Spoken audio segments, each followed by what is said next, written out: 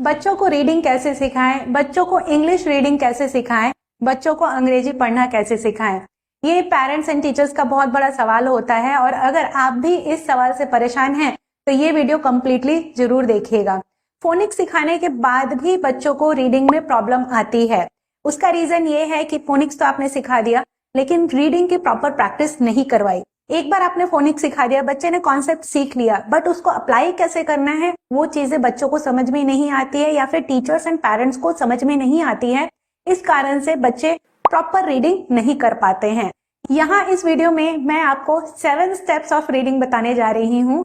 अगर आपने ये स्टेप्स प्रॉपरली फॉलो कर लिए तो रीडिंग में आपका बच्चा कभी भी पीछे नहीं रहेगा या फिर आपका स्टूडेंट्स कभी भी पीछे नहीं रहेगा।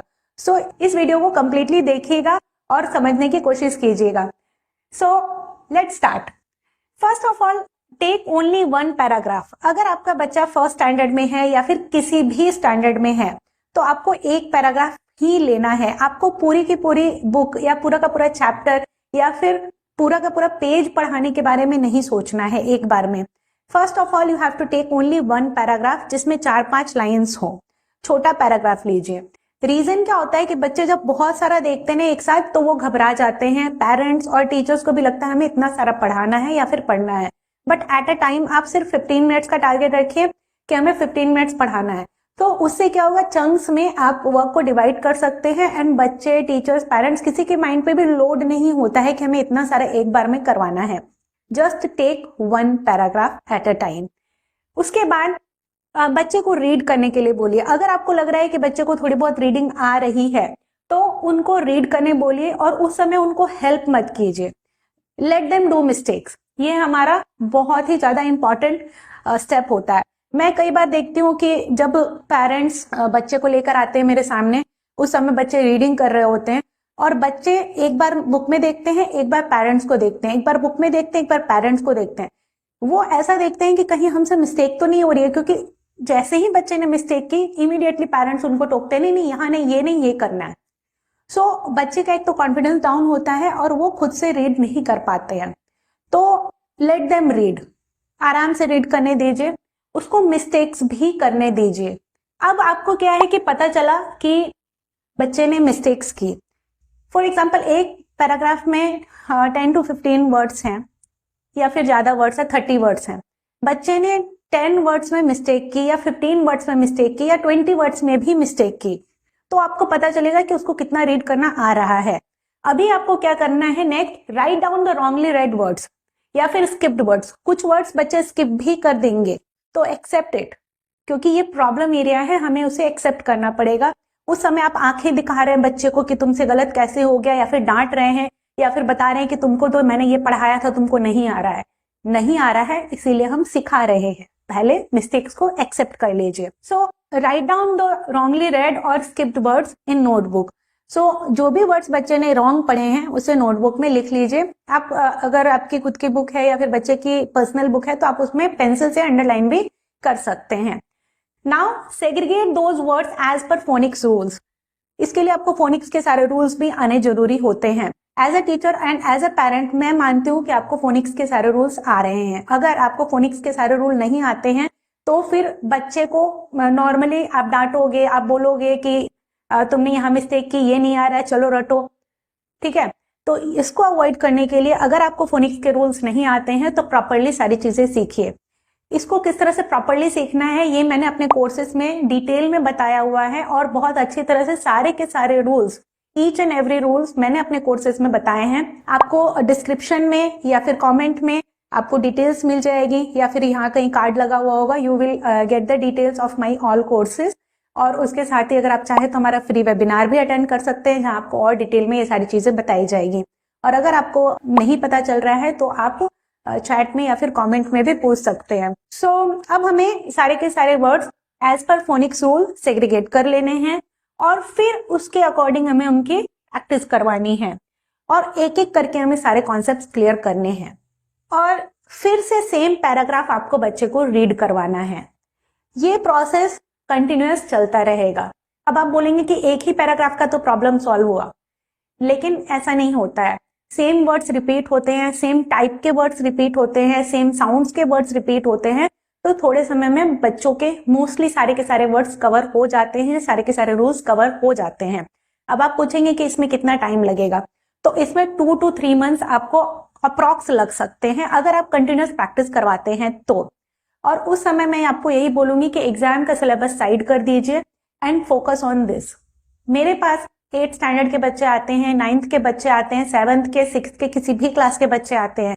If they are not clear in reading, I am not teaching them syllabus. And मैं आपको क्लियरली बता दूं कि अगर बच्चे को रीडिंग और स्पेलिंग प्रॉपरली आ रही है तो फिर उसको मुझे सिलेबस भी करवाने की जरूरत नहीं पड़ती है, क्योंकि स्कूल्स में जो भी पढ़ाया जाता है वो बच्चे खुद से रीड करके समझ भी लेते हैं। तो इवन कि 7, 8, 9 में भी ये प्रॉब्लम आ रही है तो स्कूल का सिलेबस साइड कीजिए, एग्जाम का सिलेबस साइड कीजिए। 3 to 6 मंथ भी आपको लग सकता है। अगर बच्चे बड़े हैं, 5, 6, 7 में हैं, 8, 9 में है, तो बच्चों को टाइम भी लग सकता है। आपको ये चीज आपको बार बार थोड़े समय तक करवानी पड़ सकती है। ओके, इसी तरह से स्पेलिंग की प्रैक्टिस कैसे करवानी है वो भी मैं आपको आगे के वीडियोस में बताऊंगी। तो यहाँ पर जो मैंने आपको स्टेप्स बताए कि segregate those words as per phonics rule, तो वहां पर क्या करना है आपको कि शॉर्ट वाउल साउंड के अकॉर्डिंग उसको सेग्रीगेट करना है, लॉन्ग वाउल साउंड के अकॉर्डिंग सेग्रीगेट करना है, मैजिक ई, डाइग्राफ, या फिर और भी बहुत सारे ब्लेंड्स में प्रॉब्लम आ रही है, या फिर साइट वर्ड्स में प्रॉब्लम आ रही है, ये आपको देखना पड़ेगा। एंड अकॉर्डिंगली आपको 1 by 1 कॉन्सेप्ट क्लियर करते जाना है और फिर आगे बढ़ते जाना है। अगर आप ये चीज नहीं कर रहे हैं, इस चीज पे फोकस करके आप ध्यान दे करके आगे नहीं बढ़ रहे हैं, तो बच्चों को काफी परेशानी आएगी रीडिंग में। और जब भी आपको अवेयरनेस हुई, जब भी आपको पता चला, उसी समय से आप स्टार्ट कर दीजिए ये प्रोसेस करना, otherwise you will get so much problem. And यहाँ पर मैं आपको एक एग्जाम्पल भी बता देती हूँ। फॉर एग्जाम्पल कि मैं एक ही सेंटेंस ले रही हूँ, लेट देम डू मिस्टेक्स। आपने बच्चे को ये पढ़ने दिया, हो सकता है कि बच्चा कुछ भी नहीं पढ़ पा रहा है, LET कर रहा है, LETTHEM, इस तरह से भी बच्चे पढ़ते हैं। तो समझिए कि उसको बिल्कुल भी साउंड्स तो आ ही नहीं रहे हैं, वो सिर्फ लेटर्स पढ़ रहा है। दूसरी तरह की मिस्टेक्स कैसे हो सकती है कि उसने पढ़ा लेट, या फिर कई बार लीट भी पढ़ देते हैं बच्चे, और फिर थेम पढ़ दिया क्योंकि उसको TH का साउंड थ पढ़ाया गया, ठ पढ़ाया गया। ई को, ई का साउंड ई होता है, ए होता है, कब ई होता है, कब ए होता है, वो उनको पता नहीं चल रहा है। फिर डू समझ में नहीं आया, या फिर डो उसको पढ़ दिया, या फिर ये बड़ा वर्ड देख करके रुक गया। ठीक है, तो आपको एक एक करके पहले देखना है कि बच्चा कहाँ पर मिस्टेक कर रहा है। अगर लेट में बच्चा मिस्टेक कर रहा है, यहाँ पर वो कंफ्यूज है, तो ये 3 लेटर शॉर्ट साउंड का वर्ड है। डेम में कर रहा है तो ये भी बेसिकली CVC ही है, like consonant vowel consonant short sound ही है, लेकिन TH का साउंड यहाँ पर द है। TH के 2 साउंड्स होते हैं, TH का साउंड थ एंड द, तो यहाँ पर TH का साउंड द है, the M them, then D और डू, और यहाँ पर ओ का लॉन्ग साउंड है, डी और डू, ओ साउंड नहीं है या ओ साउंड नहीं है।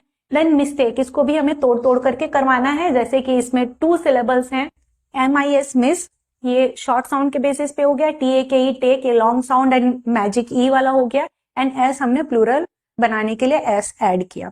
तो इस तरह से तोड़ करके आपको करवाना होता है, और इसके लिए आपको ये सारी चीजें आनी जरूरी है। और आई विल टेल कि प्रॉपरली इसको सीखिए। बच्चों को डांटना, ब्लेम करना इट्स नॉट गुड। और जब आप ये सारी चीजें उनको सिखा देंगे ना, तो बच्चे बहुत अच्छी तरह से स्टडी करते हैं। और ये मैंने हजारों बच्चों के साथ देखा है, इवन के बड़े लोग जिनको ये सब चीजें नहीं आती थी, उनमें कॉन्फिडेंस बिल्ड होते हुए भी मैंने देखा है, और उनके बच्चे, उनके स्टूडेंट्स को स्टडी में इंटरेस्ट आ रहा है, ये भी मैंने देखा है। सो अगर आपने ये सारी चीजें अभी तक अप्लाई नहीं की है तो अप्लाई कीजिए। मेरा कोर्स ज्वाइन नहीं किया है तो आप मेरा कोर्स भी ज्वाइन कर सकते हैं।